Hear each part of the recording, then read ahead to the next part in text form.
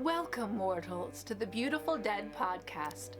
If you've come to this channel, you should stay for several reasons. 1, you love vampires. This is a vampire podcast where we break down movies, TV shows, and books about vampires. We talk about the universe that's been created, how are they made, what rules do they have to follow, and more. Every once in a while, like October, I set aside the fiction and talk about all things vampire. 2, you have a podcast or would like to have a podcast and want to see behind the scenes of recording one. I edit out very little, so you will get to see mistakes and interruptions and learn along with me. Or 3, you're a fan of the podcast and you just want to watch me record it live. Or you like my books and you can't get enough of me. So, if you're still here, I promise it's due to your own free will, and I have not used my powers to keep you here. Now, watch the title cards and listen to the music along with the podcast. I'm gonna go get a bite, and I'll meet you back here, nice and full.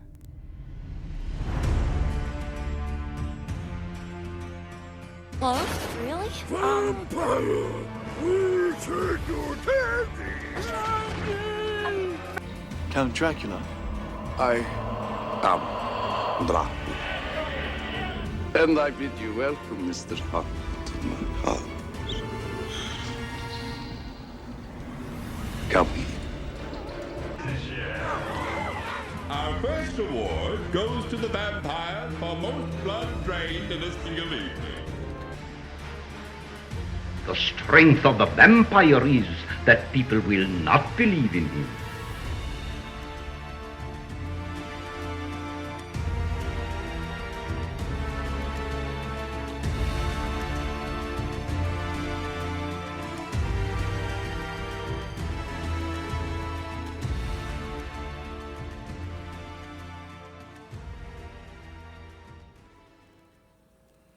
Good evening, my fellow vampire lovers.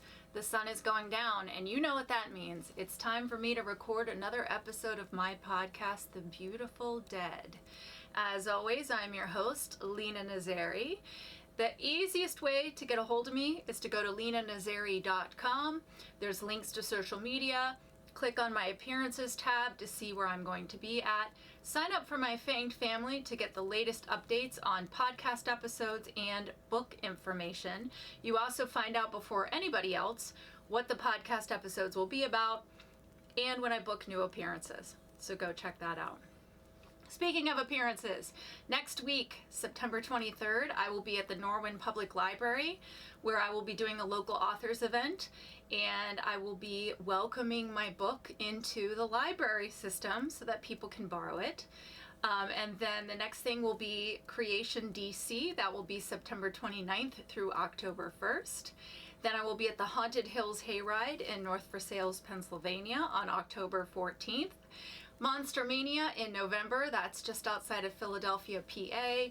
Then I will be at Creation Nashville in December and Fan Expo Nolans in January. So come see me at one of those things. Message me if there is a city you would like me to come to, and I will look into it. I don't want to forget to talk about my vampire tea because last week I didn't remember until the end. So, because of the material we are talking about today, I am going to do Stake This, which is one of my favorite teas. It's a green tea, and actually this evening I have made it iced. And I put it in my little vampire wine glass here. So I have iced Stake This. If you like green tea and you like caffeine, check it out. The link is in the description of this video. As I explained last week, I want to make sure I am not excluding the mortals who watch this channel or listen to this podcast. I do have humans that listen, and I want to make sure you're not feeling left out. And one of the things I get asked about when I'm talking about all things real and vampiric this spooky season is, how do I protect myself? How can I be around vampires but not cross over to their side or become dinner? And I hear you, I hear your concerns, so that's what we're talking about today. We are talking about protecting yourself from the undead. And I know your life is short, so we're just going to jump right into it. And we're going to do this by going to different areas of the globe and talking about their particular beliefs. Now, it doesn't really matter where you're at right now or where you're from. You can use none of these. You can use all of these. This is just me educating you. So we're going to go way back in time here. We're going to start in ancient Greece and Rome. They had a vampire called Vrilacus.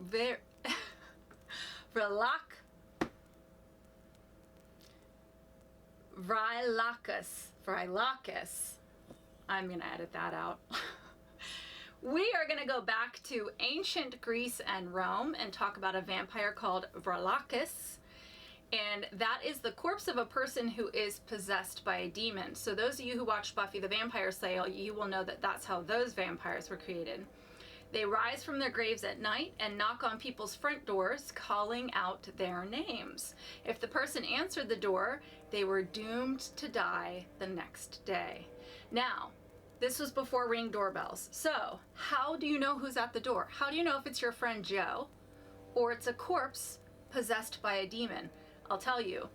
Many of them avoided death by waiting until someone called their name twice, because the belief was that this type of undead would only call your name one time. So, the other option is to prevent them from rising at all. And if you think that this corpse may reanimate, just pierce the heart with iron nails while they're resting in their graves, or burn the body and scatter their ashes, and then you can sleep soundly, not having to worry about those knocks at your door. Now, let's go to present day beliefs. China. In China, we have the Jiangshi, or the hopping vampires. This is another reanimated corpse looking to feed off the living. But no worries. No worries. The living can protect themselves with mirrors, since the Jiangshi are afraid of their own reflections, or with fire, vinegar, the blood of a black dog, hooves of a black donkey, or a copy of the I Ching. If I were you and I'm in China and I'm worried about Jiangshi, just have all of those things ready to go. Japan, I don't want to leave you out. We have the Kappa.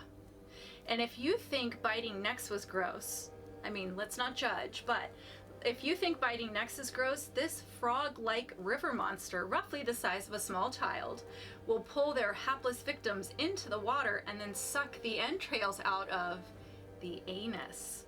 So if you're saying, I don't want this to happen to me, here's what you need to do. Before you get pulled down, bow. The creature will bow back, and this will spill out the water that's in the top of this special head cavity, and when they do that, they will die. And if it gets you, I just hope that you drown before the anus sucking. That's what I hope for you. Let's stick to weird places to feed from. This is the theme we're talking about right now, and we are going to hop over to Germany and talk about the Alp. Not the Alps, the Alp. A little guy in a jaunty cap that imbues this particular Alp, the cap, imbues them with special powers. He sneaks into a sleeping person's bedroom and commits various acts of scandal, such as causing nightmares, sucking blood through men and children's nipples, but it's easy to prevent.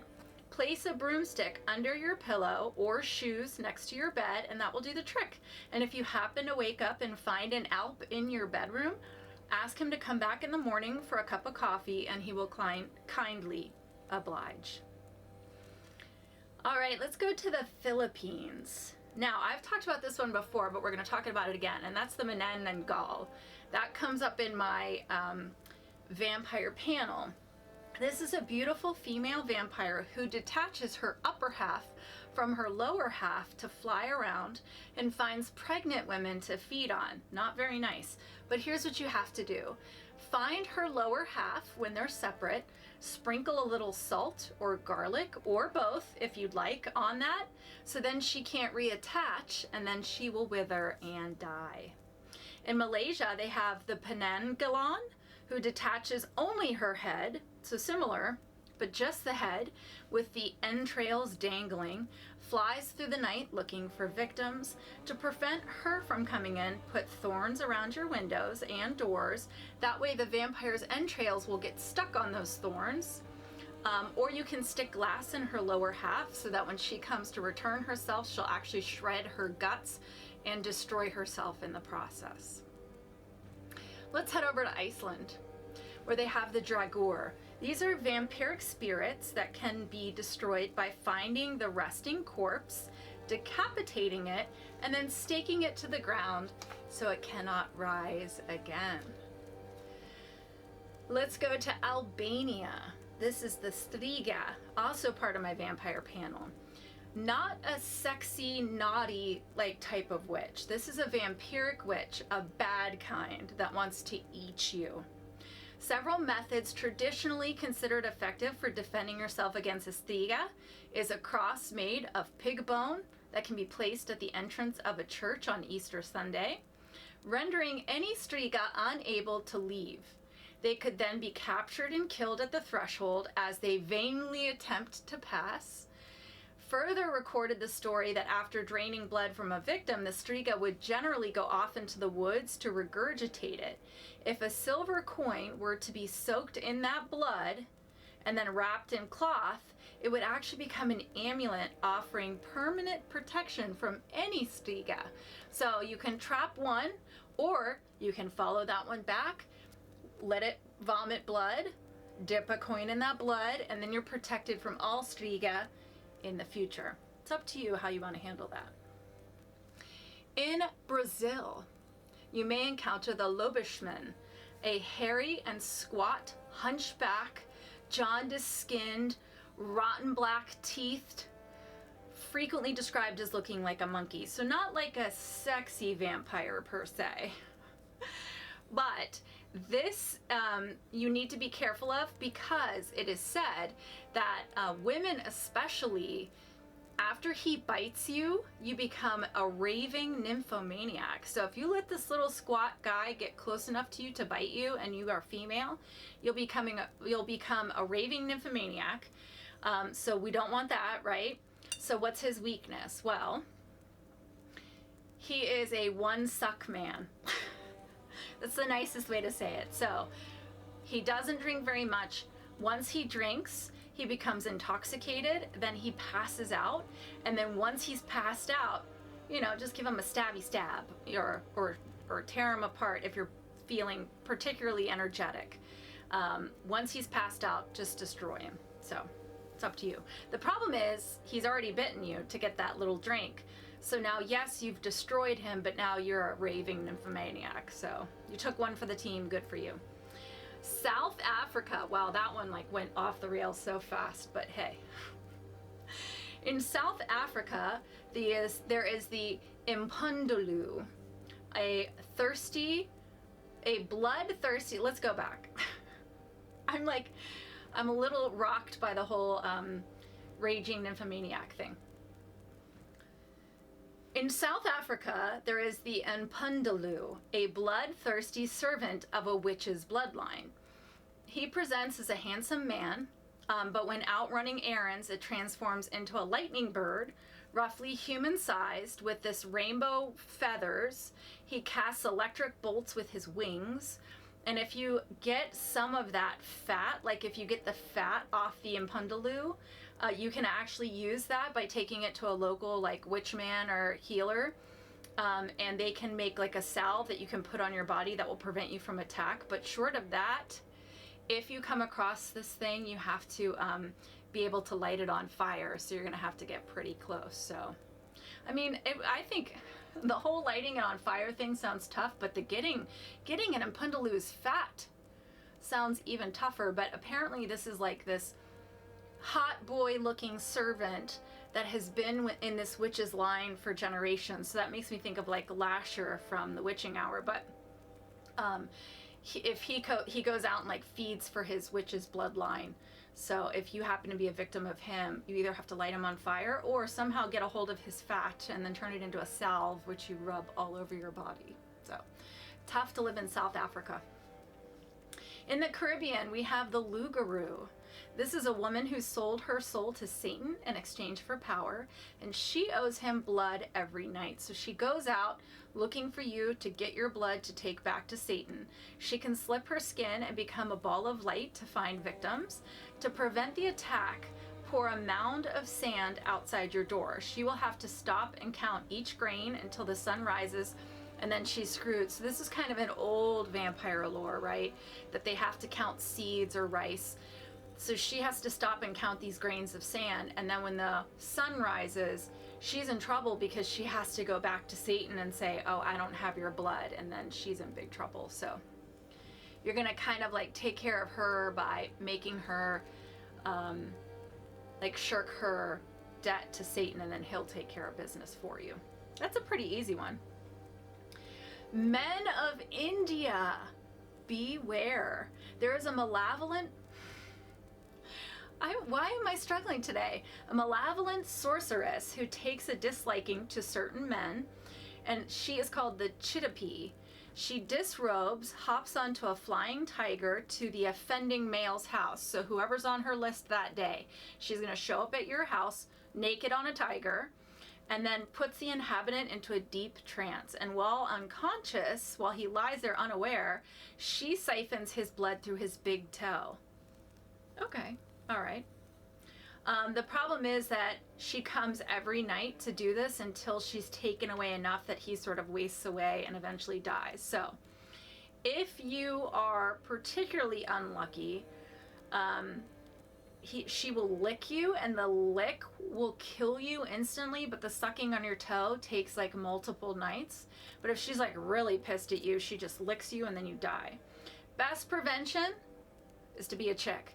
But no, if you're a guy and you think that possibly you have incurred the wrath of this Chitapee, then you want to sleep in steel-toed boots. And if you think you're being fed on, which I would assume is like extreme fatigue and a sore big toe, you're like, I think I might be being fed on. You have to find a local healer in your area, and they have to help you over the course of several days to stop this Chitapee from coming to you. A little complicated, but there's worse, right? Like having your gut sucked through your anus. So it can always be worse. Australia. You poor guys, you have so many things that are already trying to kill you on your island. Unfortunately, you also have your own vampire. Now, I'm gonna have to sound this one out. This is a Yara Mayarhu. Yara Mayarhu, a small, red, man-like creature with an oversized head and no teeth. It waits in the upper reaches of a fig tree for its victims, and then it jumps down on top of you and drains all of your blood. How, you ask Lena, because it has no teeth? I'll tell you how. Through suckers on its hands and feet, like octopi, but it sucks your blood out. Best prevention, Australia, don't get near a fig tree. That's it. There's no way to kill it. The Yara Mayarhu. Oh man, you Australians are probably cringing right now. If that was the worst pronunciation I did all night, then I'm doing pretty good here. I am struggling. Okay, my favorite area to talk about. Let's move over to Slavic Europe, where the vampires are serious and they know how to handle the undead. They started this whole thing, right? They are the ones to go to when it comes to vampires. So we're going to start in Croatia, Slovenia, the Czech Republic, and Slovakia. They have a type of vampire called the Pijavika, which literally translates to leech. It is used to describe a vampire who has led an evil and sinful life as a human, and then in turn becomes this powerful, strong, cold-blooded killer, like a badass vampire. Usually comes back to victimize its former family first, bummer, who can only protect their homes by placing mashed garlic and wine at their windows and thresholds to keep it from entering. Which, like, easy, right? So you're thinking to yourself, well, I just have to put garlic and wine in the windows. Yeah, it's gonna be a little stinky, but it's not too bad, right? It can only be killed by fire while awake and by using the rite of exorcism if you find its grave during the day. Now, in Bulgaria, from the Middle Ages through to the beginning of the 20th century, it was actually common practice to pin corpses through the heart with an iron stake to prevent them from returning as a vampire. So it's like best to just do everybody right, just to make sure nobody rises as a vampire. To ward off the threat of vampires and disease, this is a little complicated, so follow along with me. You might want to take notes. Twin brothers would yoke twin oxen around their village. An egg would be broken and a nail driven into the floor beneath the house of the recently deceased person. 2 or 3 elderly women would attend the cemetery the evening after the funeral and stick 5 hawthorn pegs or old knives into the grave. 1 at the position of the deceased chest and the other 4 at the position of its arms and legs. Other texts, that was a lot, right? I'm going to keep going. Other texts maintain that running backwards uphill with a lit candle and a turtle would ward off a stalking vampire. The candle is easy to get, but the turtle, and I don't know, actually I think the hardest part would be running uphill backwards. I don't like any cardio at all. Alternatively, they may surround the grave with red woolen thread, ignite the thread, and wait until it was burnt up. If a noise was heard at night and suspected to be made by a vampire sneaking around someone's house, shout out, "Come tomorrow and I will give you some salt." And I don't know if it confuses them or what, but they take off. Now, the Romani people in Kosovo believed that vampires were invisible to most people, but they could be seen by a twin brother and sister born on a Saturday who wore their clothes inside out. So if you're a twin brother and sister who were born on a Saturday, please DM me. We're going to do an experiment. Likewise, a settlement could be protected by finding twins who could also see the vampire outdoors at night, who would have to flee immediately after they spotted it, obviously. Another thing to know, they also believe that dogs, cats, plants, or even agricultural tools could become vampires if left out too long. So like you leave your pumpkins or your melons out in the house too long, they'd start to move and make noises, and then blood would start to pour out. So, you know, prevention is better than defense, so don't leave your melons out. And with October coming, you know, like the day after Halloween, just get rid of that pumpkin, because we don't want that pumpkin turning into a vampire. Or do we? If anyone leaves their pumpkin out and it turns into a vampire, please let me know. I want a video. I will put it on this podcast, I swear. All right, let's get to the people we know we all want to talk about, the Romanians. Romanians. You guys, your vampires, classic. Vampire defense, even more classic. So let's go back to the people who know best, right? You want an exorcism? You go to the Pope. You want to stop a vampire? You go to Romania. The Romanians, the experts on vampires, I would argue, have some rules for you mortals. So get your pen and paper back out and write this stuff down. Are you ready? Ways to tell if someone is a vampire. The corpse swelled or turned black before burial. Corpse was red in the face. Lying face down in the coffin with blood near you. A foot facing inward. Freshly preserved body, obviously. You dig someone back up a month later and they look like they haven't aged a day. Suspicious. Traces of cornmeal in the coffin. That's a weird one. A small hole located near the headstone, which is how the vampire gets in and out. Another one I've heard is if you walk into a graveyard and you see the tombstone is crooked or fallen over, it's probably from the vampire coming out of his grave. So, ways to repel a vampire. Number 1 is amazing. Stay inside. Okay, just become a hermit. Have everything delivered. Don't leave your house. Don't answer the door. You'll be good.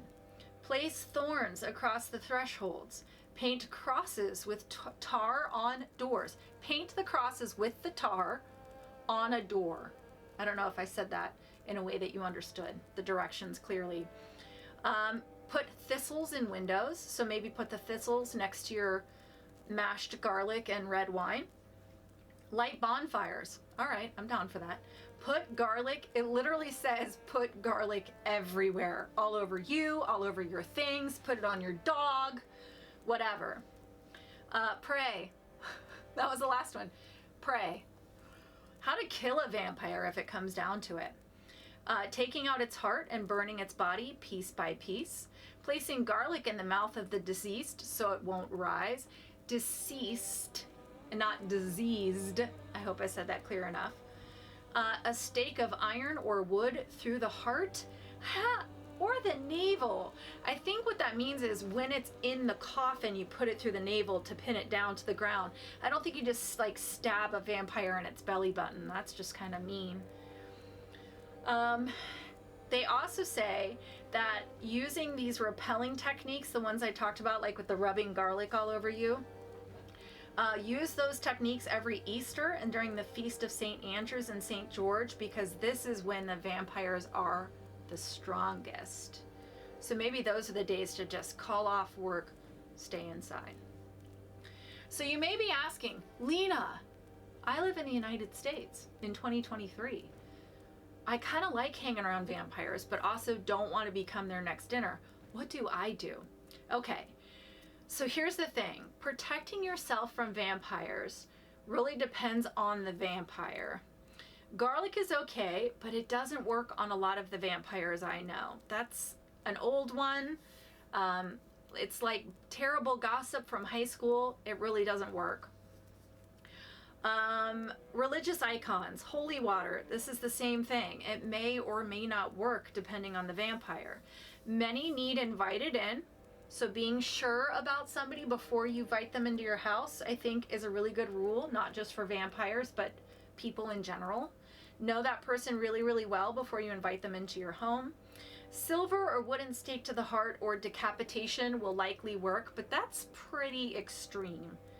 I don't want you to go right to that. So the vampires I know feed only on the willing, so here's my advice. If you go out and you meet strangers at night, know who you're with, okay? Know who you're talking to, know who you're with. If you have a suspicion, just ask.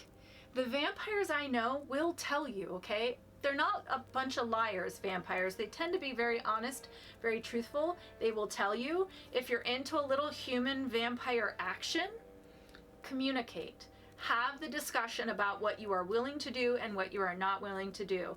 Vampires are very respectful. They will follow along with your boundaries, follow along with what you're comfortable with and not comfortable with. And if they don't worry, because the rest of us will take care of them. So that is my advice to you, since you're coming here for some expert advice on how to stay safe this spooky season. That's it for my mortal friends. This is your annual discussion just for you. I hope you've learned something from this. If you have any questions, if I missed your culture, please let me know. I'd be happy to do another one of these. Next week, I'm very excited. We're going to travel to one of my favorite places. I can't imagine you guys are very surprised to hear me say this, but we are going to talk about vampires in New Orleans. Get your beads, get your hurricane drink. Meet me back here in 1 week. I will leave you with another song from my friend Stavros. So anybody who listened last week got to hear his song Dead. This week you get to hear another one from Stavros, my Fang Smith and friend. This one is called So Pretty It Hurts. Look for the video description. Look at my video description for links to his music, his vampire tea. I'm going to finish off my Stake This as I start to edit out me stumbling over a couple of those names. I don't know, maybe I won't edit it out. Maybe I won't edit it out. Who cares, right? I stumbled. It is what it is. None of us are perfect. In the meantime, I love you guys. Thank you for coming. Thank you for joining me in September, my birthday month and spooky season. And I wish you wicked hugs and bloody kisses. Good evening.